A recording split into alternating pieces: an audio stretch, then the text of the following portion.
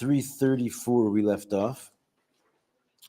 And we were discussing how Adar, despite the fact that it seemed like it was lacking in schus, because the birth of Moshe, which is the birth of really the whole Jewish people, because Moshe is the Jewish people, is even greater than all the other months.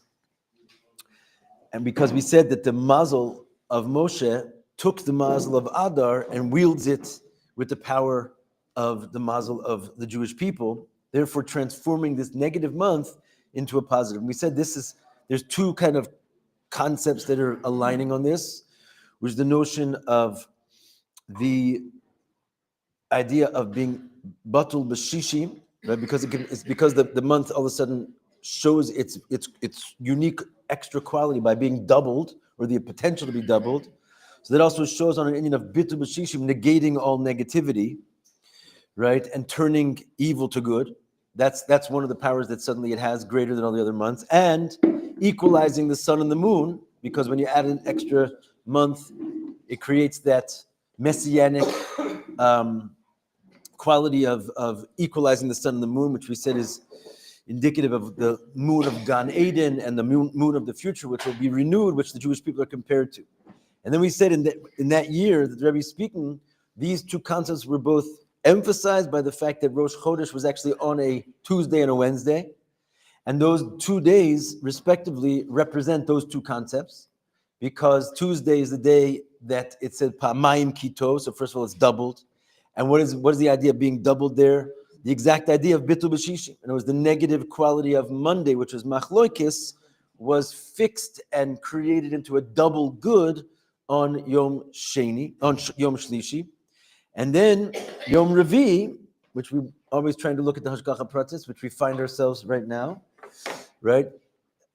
Right. We were saying it's so kind of random, but how random is it that these two concepts we wound up discussing on Yom Shlishi and Yom Revi ourselves? So maybe it's not so random after all. But Yom Revi shows on the day of the Shnei Me'oros HaGedolim. This is the day that the two great luminaries were placed in the sky. The two great luminaries, the moon also being equal to the sun. Again, so 3 and 4 days of the week, day 3 and day 4, represent the concept of what Adar is and can be. And of course, 3 and 4 together spells God, which means mazel, which is the whole concept of its mazel being great. And it equals 7, which the whole reason that all this happened is because the 7th day of Adar. Now, we said we want to deeper understand this concept of the mazel of Adar being strong and healthy. So we started to explain, but wait a minute, doesn't it say the Ein Mazel Yisrael? Right, that we don't actually have a mazel. Our whole thing is that we're above the mazalos. The mazel is this kind of changing reality which governs the nations. I was actually literally just learning in the Gemara today. I just shared this with Rabbi Nelson. I came off of an awesome page of Gemara right now, which is I have to mention it to you because it's so cool. But it says any chacham who knows how to be machashev the mazalos, right, and the tekufos, and he doesn't do it, you're not allowed to say any teachings in his name. So what does that mean? This is talking about a very amazingly wise person, right? And he knows how to align the mazalos, and we'll see. I'll explain to you what that means in a second. And meanwhile, he just leaves it off. He's like banned from teaching his Torah because he doesn't share his wisdom. What's so important about this wisdom? Because it says chachmaschem v'naschem b'nei ha'amim, that specifically the wisdom of knowing how to calculate the stars is considered to be demonstrably wise in the eyes of the nations. And when we show that we have this power, they look at us and they see that we're wise, and it sort of humbles them, and they love the Jews. It's a Kiddush Hashem, Kiddush Yisrael. So what does it actually mean to do this? What does this quality mean? So he explains over there in the Mefarshim, Rashi, that it means that you have to know when the sun and the moon enters into different stages of the constellations, because that will be able to then tell you what is going to happen in the year or in the month or in the day. Like this, and this is like the ancient knowledge of the old astrology that we once used to know. It's kind of a lost art, and you see why. It's like a tremendous chokhmah. But if you can know the pathway of the sun as it enters into the different aspects of the constellations, you'll know what's going to happen on Earth. And that's exactly what we're saying here, essentially. But all that mazalos basically is that what goes, the comings and goings of the earth, where it's going to, he says, if it's going to be a rainy year or a dry year or good crops or bad crops, if you know how to look into the stars, it's all known. And if you know this and you don't tell anybody, you're like banned because it's such a precious thing that you have to. But what is he saying here? All that doesn't apply to us, right? The whole Indian of the mazalos and how like the world is controlled by these things is ein mazal Yisrael. We're above it. So what does it mean then that we're saying that our mazel is strong in Adar? Hello? You got to, one way or the other, you got to choose. So we said yesterday, our mazel here means, like we say, chachma me'ayin timatze. The mazel of the Yidden comes from this level of ayin, which is a level beyond creation. All of that is like the wisdom of nature. We come from this place of godliness, which is beyond all form. And that is really our true strength. And that's why our soul comes from this place, and this is what causes in us the ability to have Mesiras Nefesh, that we can also not be just as easily because we're not stuck into our form. And when our mazel is strong, this is the power of the Yidden to be above the creation. So let's look at it inside. Right? This mazel that we're talking about is different than the other mazalos. And it represents the power of Mesiras Nefesh, which is above seichel, above intellect. Second column, second paragraph. Ve'inyan ze mudgash b'leidas Moshe. This whole concept is emphasized with Moshe's birth in month of Adar, which we said is also the Leida of Yisrael. It's also the Jewish people's birth, because Moshe is the Israel. Why is this Leida? Why is this connected with the birth? Ki leida kashura im etzem hamatzia shelamayla mishem. Right? Yesterday was the due date for my. So I'm pins and needles on the Indian of birth. But the Bezrat Hashem B'Shatov Mutzlachas. But the Indian is that what does birth represent? Right? Birth represents the Indian of the etzem of the matzias of the person, which is shelamayla mishem, right? Which is above name. Your name you get pretty early, right? If you're a boy, you get it on the 8th day. If you're a girl, you can even get it earlier than the 8th day. You can even get it on the same day if there's a Kriyas Torah that day. But you don't have a name when you're born. And the idea that the birth is above your name, right? At the time that you're born, you're not called by your name yet. Avi? But how does that happen? Like, I'm relating it to this. How does it happen if, let's say, a person has a Chabad house, but they can't do Kriyas Torah because they don't have a minyan? Let's say their Chabad house like out in the country. They don't have a minyan. How are they supposed to do it? So you'll name it in other ways, but you can send the name in to a place where there is a Kriyas Torah, can be named elsewhere. But it's a question. But you can still give a name, but the official way of naming someone is, of course, at the Torah. Yeah. Is it kind of like the level like Medani? Yes. This is the idea of like before you even. It's actually what this is like is even before Moda'ani. The Rabbi sort of Moda'ani goes on the end of like the Yechida of the Neshama, right? But there's a level even before Moda'ani. What's that level? When you open your eyes. When you open your eyes. There he says there's even a level of like of connectivity, just opening your eyes even before you begin the work of the Yechida, which is Moda'ani, right? And this is sort of a big chiddush of the Rebbe that he's even talking about these types of levels, and he says that same thing is true with birth. By the way, birth, you should know, is like a specifically Hasidic topic of celebration and understanding, because before Chassidus, we didn't celebrate the birth, right? It says Yom Huledes Paro.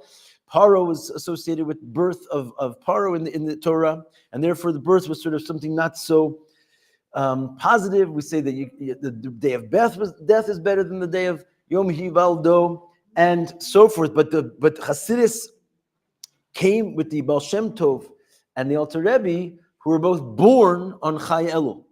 And it's basically the birth of Chassidus, therefore, is Chai Elul. And we celebrate the Indian of a birthday as part of the very essence of Chassidus. And shouldn't be lost on us. It's because Chassidus comes to ultimately show us this level, which is birth, which is beyond all the names. It's like the essence of Hashem Mamish. And so he says this is connected with the birth of Moshe. All of a sudden, we can now go back and understand deep realities of the Torah that we've always had. The idea that it's above the name. You're not called by your name when you're born. This notion of birth, therefore, is a hint to the essence of the soul, which is above even chamisha shemos shenikra'ala.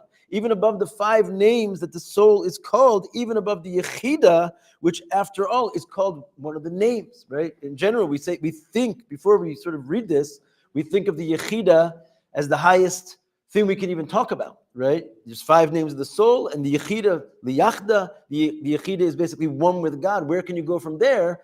Comes, the Rabbi explains that even that is still called one of the names of the soul, which means it's still only a description of the real you. That's what it really means, that the mazel of the Jewish people is strong. It means that the essence of the soul, this level of ayin is obviously the opposite of any names, because once you start to get into a yesh, that's when it's relevant to talk about naming something and describing that it even is there. So this level of ayin is the quality of this month. That's really what it means, that we have no mazel, that we're above this quality of name. Now we can understand the connection of Moshe's birth to Purim. What do we say? That what Haman didn't know is that he was born on the seventh day of Adar.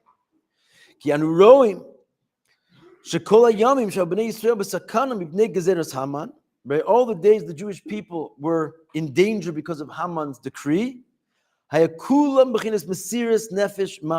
those days the Jewish people were living at the edge of the sword, at a level of Mesiras Nefesh for an entire year. Right?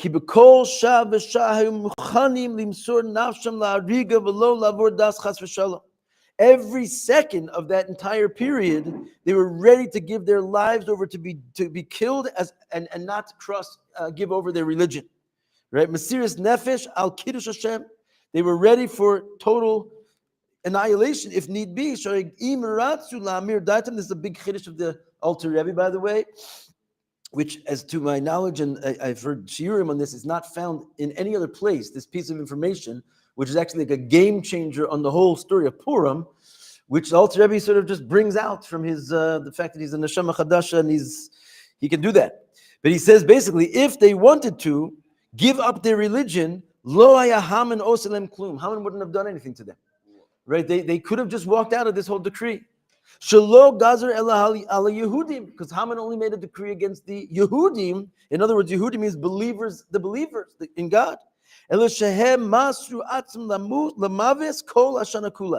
ready to die the whole year. It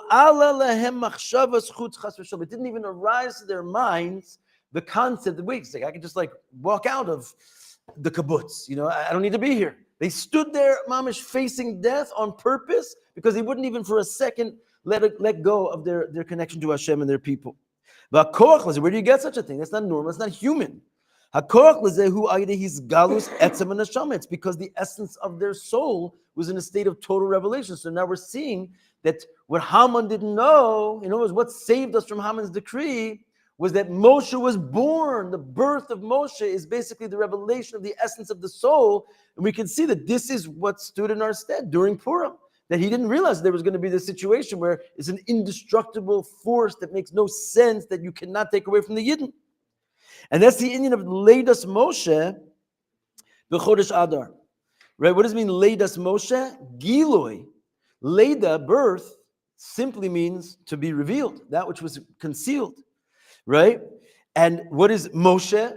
Moshe represents this level of the essence of the neshama. So what the birth of Moshe really represents, Zayin Adar, it represents the revelation of the essence of the soul of every Jew. And this is the mazel that we're talking about, which comes into Adar and changes this whole month and makes it like a supernatural month with all the qualities that we said before.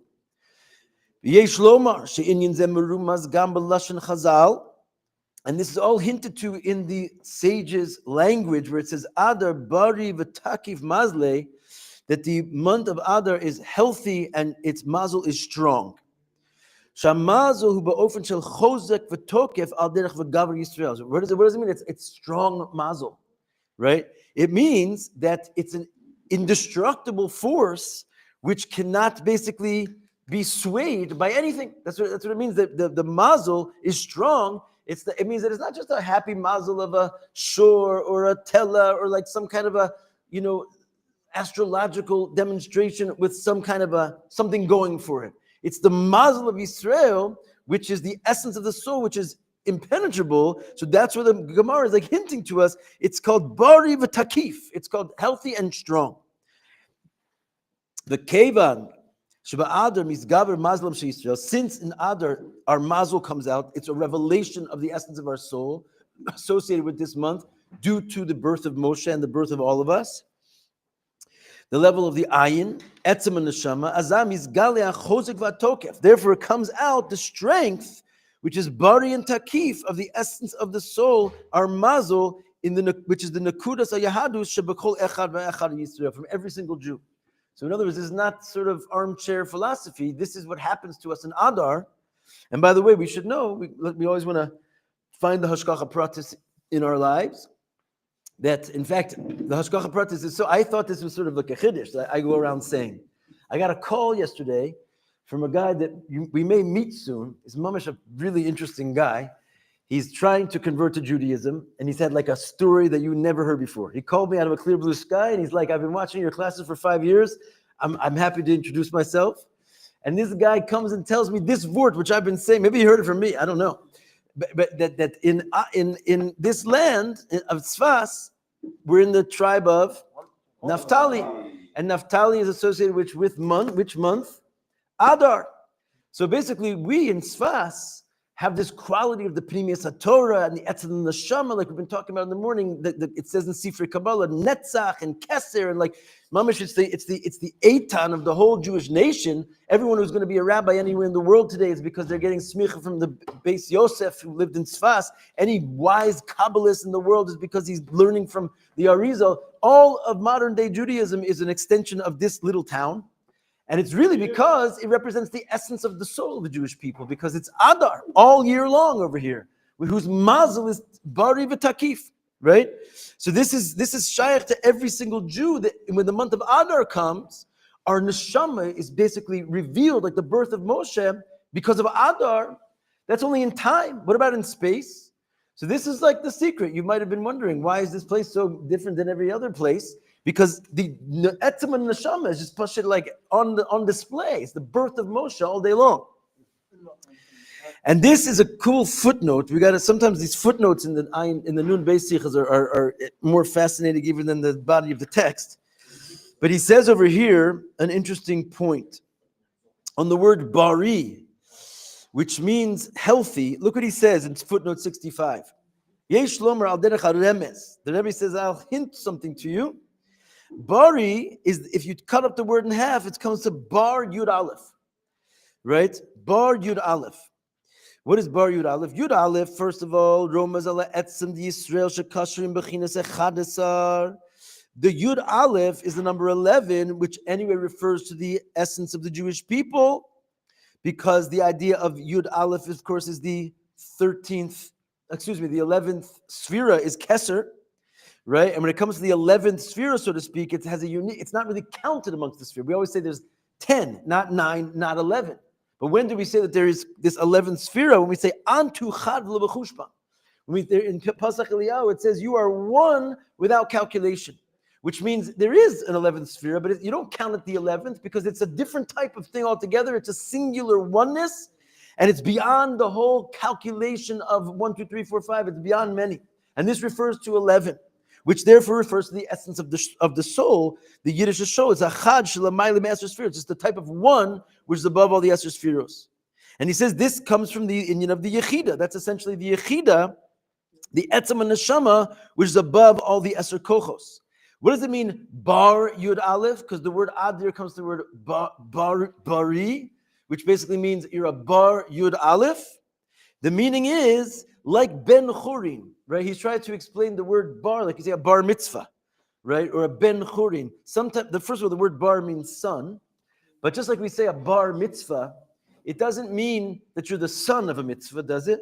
It means you're like holding by the level of mitzvah, or like a person who's freed from slavery. We say or just someone who's never been in slavery. He's called a ben churin. He's a free man. It doesn't mean he's the son of freedom. It means he's like holding by the level of freedom. So when you say someone is a bari, he's a bar yud aleph, It means that his whole level, that he's holding his Metzias is a Metzias of Yud Aleph, right? He's holding by the level of this Yechida. And why is he holding by the level of Yechida? Because it's even higher than the Yechida, because the Etzem his Neshama has been revealed, and therefore he's a Bar Yud Aleph, right? Also, Bar comes from the word like Braisa. What does the word Bar mean? It means outside, revealed, Chutz, right? Which means a Bar Yud Aleph is someone who's holding by Yud Aleph in a revealed state, right? Now that's where the Etzem comes into play, because if the natural state of Yud Aleph, which is that we're saying the Yechida, is not to be revealed.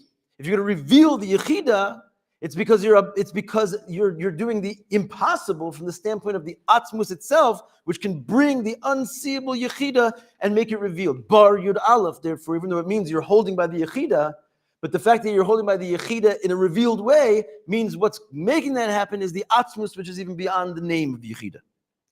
Footnote. Amazing stuff. Okay, so anyway, there's Adar's Bari.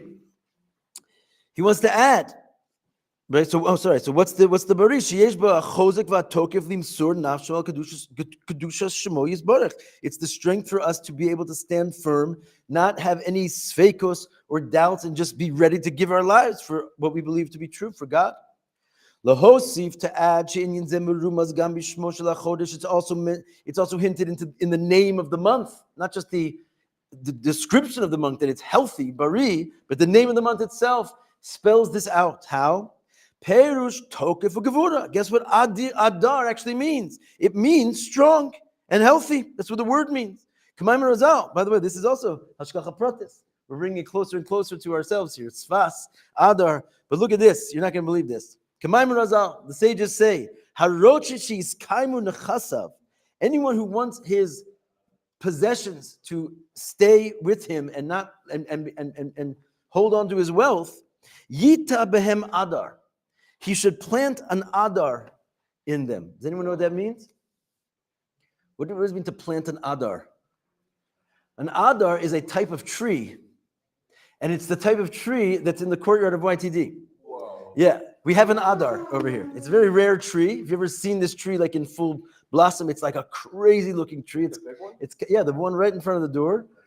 Anyone who wants to hold on to his strength, you should plant an Adar in your backyard. Shenemar Adir B'Marom Hashem. And why? Because the Adar means Adir B'Marom, mighty in the heights is Hashem. Avi. What if I don't grow one? Because let's say I live in the north. You'll grow one. We'll find you an Adir. Kalomar Sha'adar Lashon Kiyum V'Chozek. Adar means strength and continuity. V'Lechei Nikra Adar. That's why it's called the month of Adar. So in other words, this Adar is just like this rock that cannot be moved. This is the month of Adar, which, mind you, it was the weakest month on its own. But because the Yid comes into this month and is born this month, we could take the weakest month and bitul b'shishim and turn the moon into the sun. It has like this impervious strength, which again is you can hone it into Sfas and YTD. We're all Adar all day long.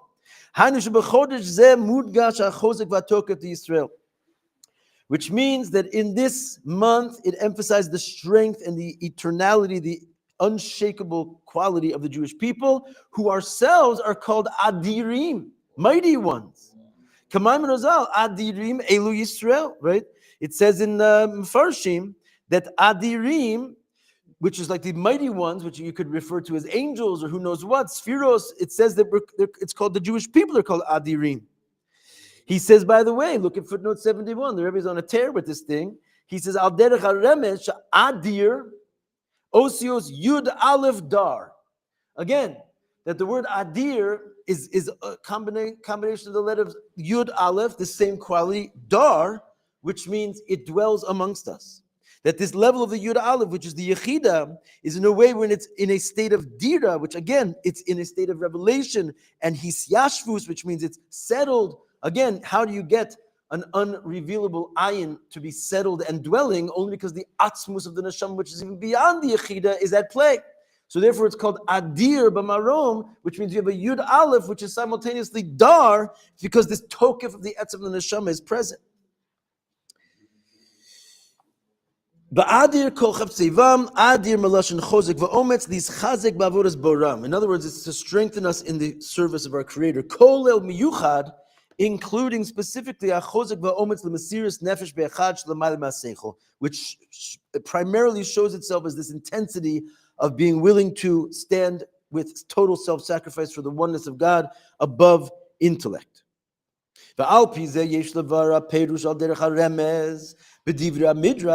can go back to the original statement, which seemed a total contradiction, where we said on one hand, "Ein Mazel Yisrael," that we're not shaykh with the mazalos; it's not relevant to us. On the other hand, we're saying we have this mazel, which is this ayin.